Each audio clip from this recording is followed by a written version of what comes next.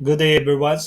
Welcome to our week 14 for our Seamanship 3 non-dangerous goods. So for our topic for today, we have the ballast tank. So ballast tank, as we all know, it is a compartment in which a boat or ship or any other floating structure that holds the water in which we use as a balance or to have a stability of a vessel. So as the illustration shows on this presentation, if you can see the deck, that is the example of our vessel. And you can see the water line, it serves as the ocean, and also the hull, in which we have the double hull. And between the hull of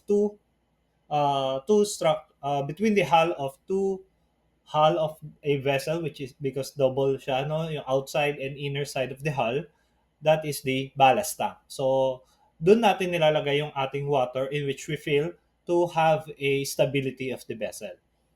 So, ballast tank, in order to provide a adequate stability of the vessel, at sea, the ballast is used to weigh the ship down and lower the center of the gravity. So, kapag nilagyan natin siya or if we are going to fill up with water, the ballast tank withholds the vessel to lower its center of the gravity. So SBT stands for the segregated ballast tank, and the void spaces that is the shows the spaces between the two hulls.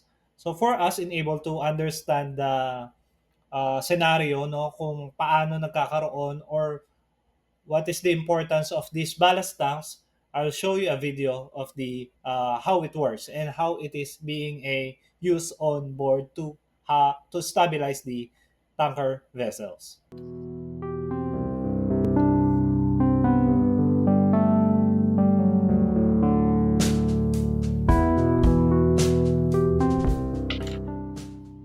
An oil tanker is a ship designed for the bulk transport of oil or its products. There are two basic types of oil tankers: crude tankers and product tankers. Crude tankers move large quantities of unrefined crude oil from its point of extraction to refineries. Product tankers, generally much smaller, are designed to move refined products from refineries to points near consuming markets. The size classes range from inland or coastal tankers to the ultra-large crude carriers. In this video, we are focusing on an ultra-large crude tanker. Let's take a closer look at the main parts of this vessel. Pipeline systems are used to load and discharge oil, water, gas, and many other purposes. There is a helicopter landing pad. Cranes are used for transporting heavy equipment on and off the ship. Mast risers are connected to the cargo tanks below. They are designed to release pressure that builds up inside the cargo tanks during the loading or unloading of oil. The accommodation area is where the crew members stay, eat, and sleep. This is the control room. Emergency escape boats are used for the crew members to escape in life-threatening situations.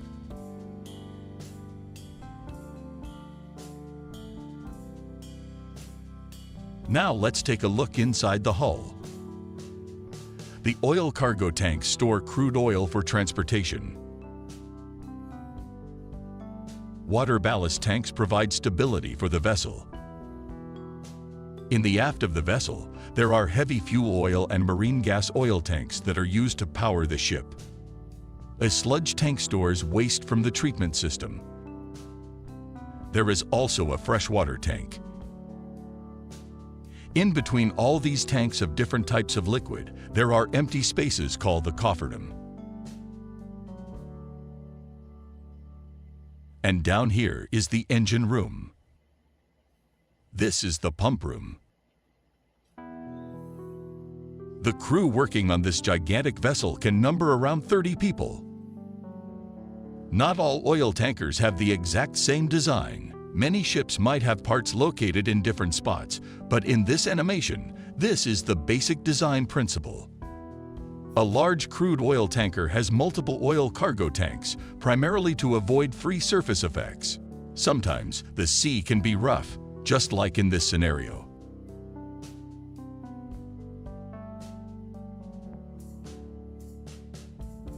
If an oil tanker has only one giant tank to carry oil cargo, it will face free surface effect. When the liquid inside a tank moves from side to side, it generates forces that impact the side of the hull. If the impact to one side of the hull is too strong, it can cause the ship to capsize. To solve this problem, oil tankers have multiple smaller tanks. When the liquid moves, the impact is divided into smaller sections, reducing the impact on one side of the hull. This provides more stability for the vessel.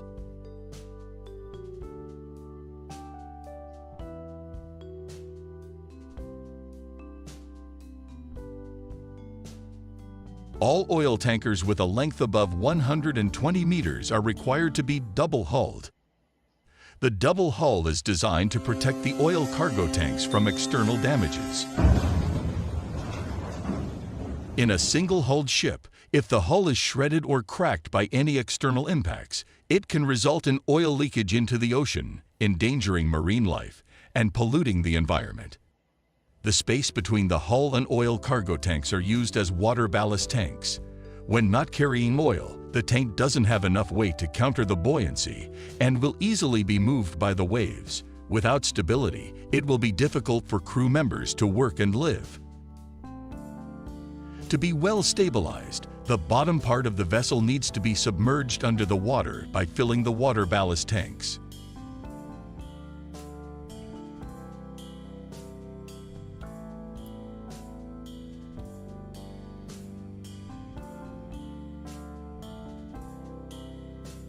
When oil is loaded, the ballast tank will discharge its water back to the sea to keep the ship from being too heavily loaded.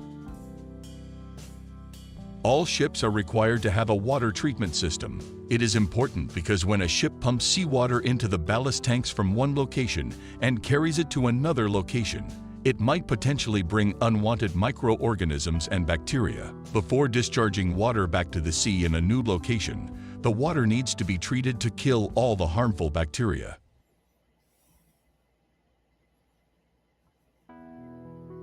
Cofferdom. It is a space which is used to separate different liquid tanks of different types. When two tanks of different liquid types share the same wall, and if there is a crack or leak, two types of liquid will end up spilled out and mixing with each other. That's why with the cofferdom separating two tanks apart, it creates a space for fixing the leak without contaminating the other tank.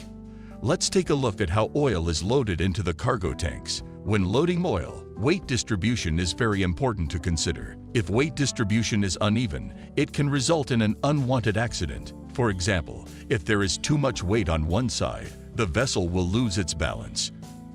To avoid this accident, oil has to be loaded evenly each time. There is a jumble of pipes here, so let's simplify it and focus on the oil loading pipes only. This pipeline is used to load and discharge oil in and out of the cargo tank. This part is called a manifold, and oil enters here. A pump is used to push the oil through a bell mouth, where the oil comes out into the tanks from the bottom to the top. For example, in this model, there are 15 oil cargo tanks.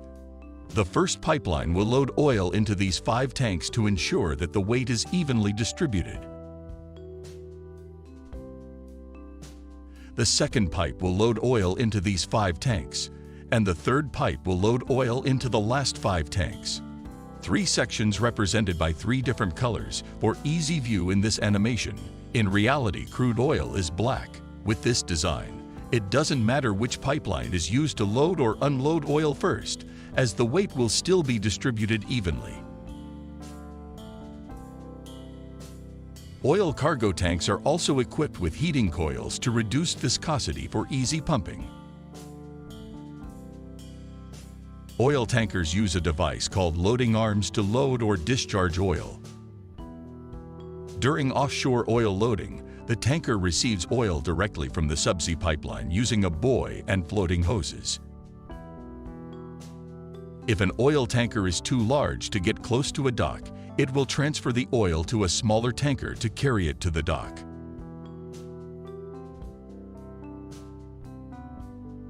Thank you for watching. If you find this interesting, subscribe to my channel. Okay, so again, ballast tank inspection, no? So kung meron tayong ballast tank, we need to inspect this one, no? Kasi syempre baka mamaya we rely too much on the ballast tank pero hindi natin napapansin na meron na palang deterioration na nangyayari sa loob ng ballast tank. So in order to maintain the consistency of the buoyancy of the vessel, as the cargo loads change, ocean-going ships pump seawater in out of the ballast tank. So needless to say that the salty water isn't exactly the least corrosive liquid in the world. So crew that's why crews of inspectors regularly have to go inside of the tanks to check the damage. So one example yan ng tank inspection na ginagawa on board. So again, pagdating naman sa tank inspection, ayun yung tinatawag natin na meron tayong enclosed space.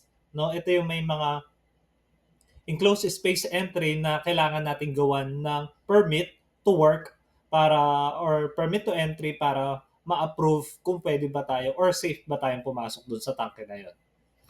And one of the most common problems among this vessel construction is the maintenance because the corrosion may take place in the double hull bottom ballast.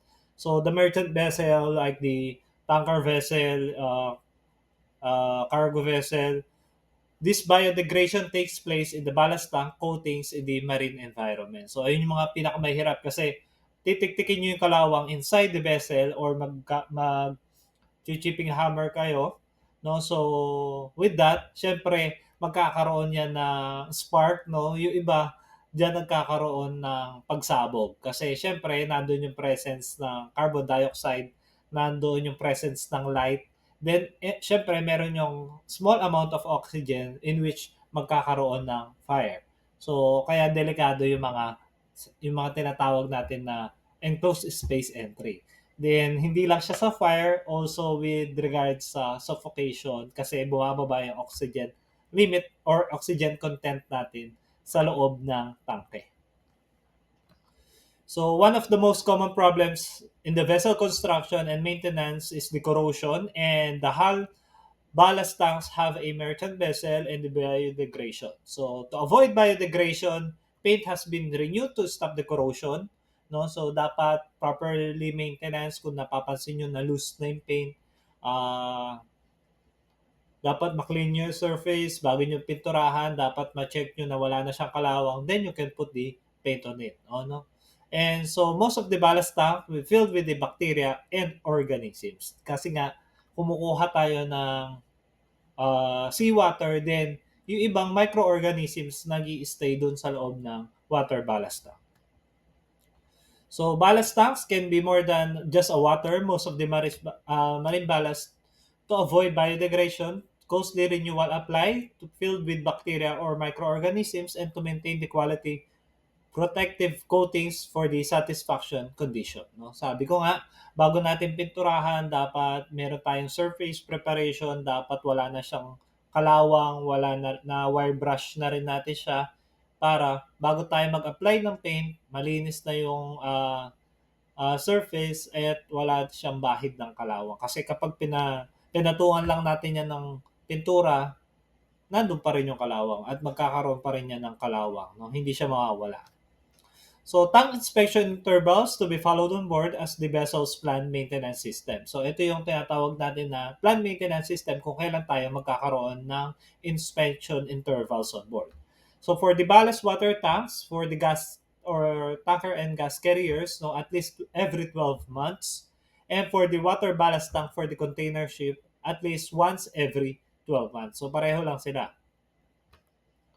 So with that, moving on to our topic, meron naman tayong tinatawag na enhanced survey program. So the intention of these guidelines is to ensure the proper or the appropriate level of review of plans and documents conducted with the consistency and attained for the surveys, reports, programs, planning, and documents to be carried out by the managerial level in which it is being inspected by the captain and also by the chief officer for the organization recognized by the administration. So with these guidelines, it applies for the survey, pag sinabing survey, checking of the hull in structure, the piping systems of the cargo holds, copper dams, panels, and void spaces within the cargo length of all the ballast tank. So, nagkakaroon siya ng enhanced survey program, and this one is carried out prescribed by the 1974 of the SOLAS Convention as it is amended. So these guidelines contains the extent of the examination, thickness measurement of the tank testing, and also to be extended for the corrosion, no. Ito naman talaga yung pinaka mainly concerned pagdating sa mga surveys or inspection, yung corrosion. Kasi sa kalawang nagsisimula yung butas ng isang tangke.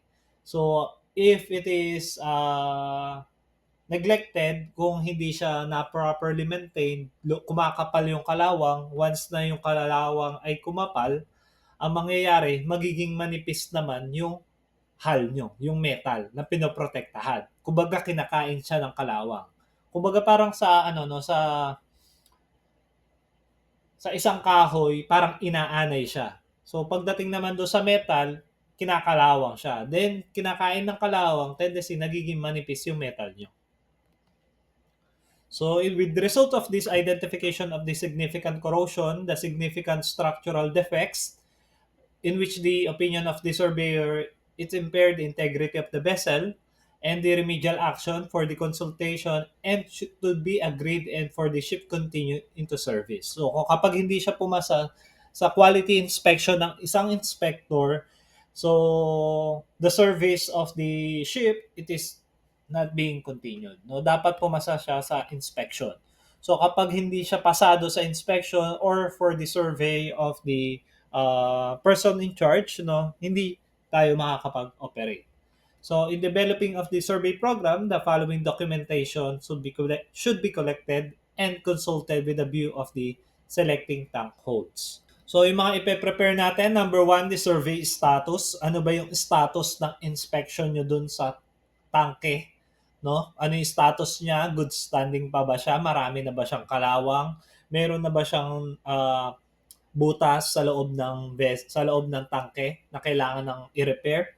And also the onboard documentation, main structural plans, no, yung nakita nyo kanina na drawing na outline. So dapat naka-present 'yon para malaman kung saang location yung kailangan na ng repair or kailangan ma-check or kailangan na puntahan, no. And also relevant survey inspection reports from LR and the owner. So LR stands for the Lloyd's Register, no. So the information regarding with the use of the holds, tanks, and typical cargoes and other relevant data to be presented to the surveyor.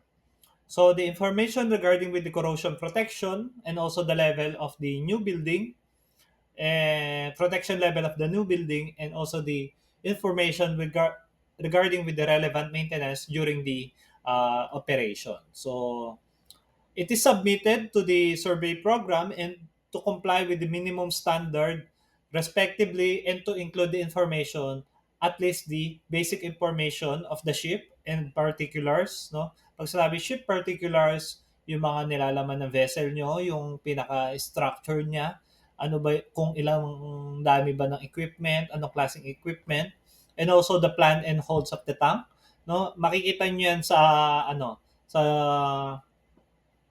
alleyways nyo, dun sa loob ng accommodation, naka-present yan, no? Nakadikit sa mga ah, mga dingding dun sa loob ng akomodasyon, no?